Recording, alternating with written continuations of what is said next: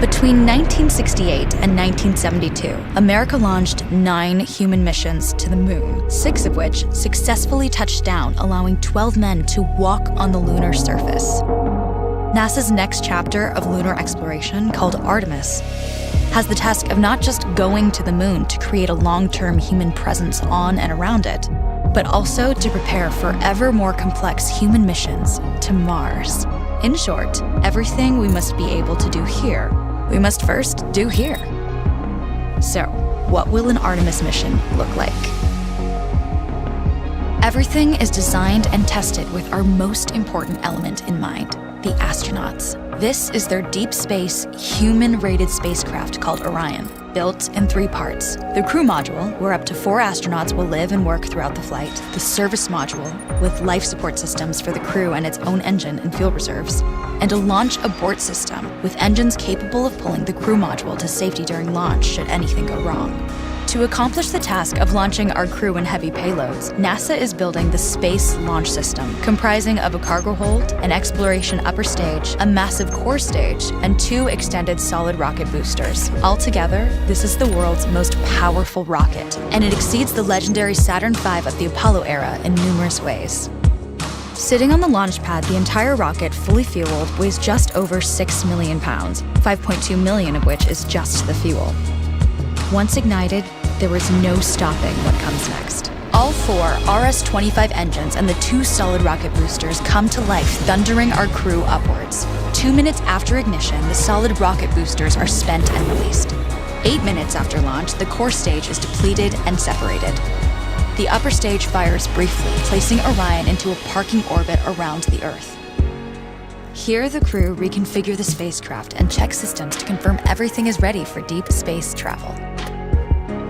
With a go from mission control, the crew reignite the exploration upper stage engines to leave Earth entirely. The exact timing of this maneuver is critical to reach a speed that can escape Earth's gravitational pull, but also put Orion on a course that will intersect the moon days later. Once this burn is complete, the upper stage of the SLS is jettisoned and the crew aboard Orion coast for several days toward all that awaits them at the moon. Approaching the moon, we see the fundamental differences between Artemis and Apollo. Instead of requiring Orion to serve as an expendable lunar command module or to carry a constrained lunar lander, the Artemis missions will take advantage of a different approach: pre-staging. Everything needed for lunar missions will be positioned in advance by commercial and international partners. This includes rovers, science experiments, and human-rated systems on the surface. But it also includes a dedicated lunar station in orbit around the moon called Gateway. Here at this station, we can pre-stage a robust lunar lander and establish a strong communications relay. Designed with open standards, the Gateway can be expanded as new missions and partnerships develop, allowing multiple human missions on the moon at the same time and enabling ongoing science to be conducted even between human missions. The Gateway is also capable of adjusting its orbit to allow access to every part of the moon, something the Apollo missions could not do. But the real key in this approach is placing Gateway in a unique halo orbit to perfect the maneuvers needed for Mars missions. And with the growing list of commercial and international opportunities, Gateway is the ideal hub between Earth and all that lies beyond. Returning to our crew as they approach Gateway, the Orion must match the elliptical orbit of the station in order to successfully dock.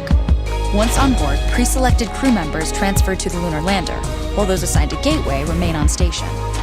The lunar lander system itself is built for 3 unique steps: descending from the halo orbit of Gateway down to a low lunar orbit, descending from low lunar orbit to the surface, and once the lunar mission is complete, launching from the surface of the moon and ascending all the way back to the orbiting Gateway.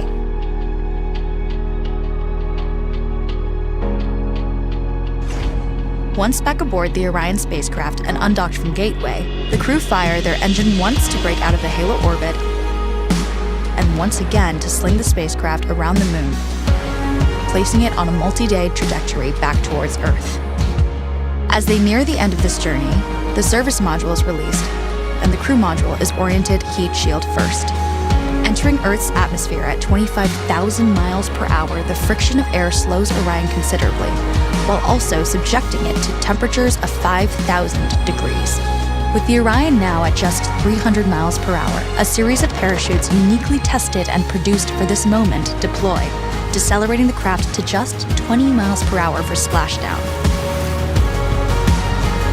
With each successful mission, Artemis ushers in the next wave of men and women to explore our moon and prove that together we are ready to go beyond.